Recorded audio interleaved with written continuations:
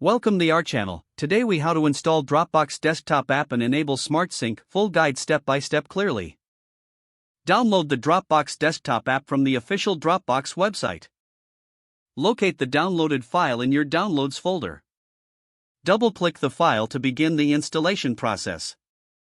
Follow the on-screen instructions to complete the install. Once installed, launch the Dropbox application.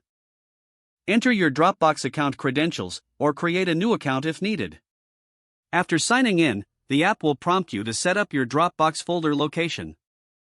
Choose a preferred location or stick with the default option. Click on the Open My Dropbox button to access your files. Now, let's enable Smart Sync. Right-click on any file or folder within your Dropbox. Hover over the Smart Sync option in the drop-down menu. Select Local if you want the file or folder stored on your device. Choose Online Only to save space on your hard drive. Repeat this process for additional files or folders as needed. To adjust Smart Sync settings, click on the Dropbox icon in your taskbar. Select the gear icon, then click on Preferences. Navigate to the Sync tab to access Smart Sync settings. You can choose to turn Smart Sync on or off for individual files. Close the Preferences window when you're done. Your Dropbox desktop app is now set up with Smart Sync enabled. Enjoy easy access to your files while managing your storage effectively. If the page does not load, refresh the browser or try again in a private or incognito window.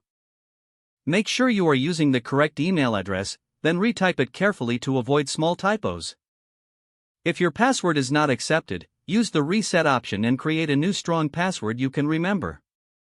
Check your spam folder for verification or security emails, then complete any requested confirmation steps. Enable two-factor authentication if available to improve account security and reduce unauthorized access risk. After signing in, review your profile details so your contact information and settings are accurate and current. If you see an error message, note it down and try again after restarting your device and internet connection.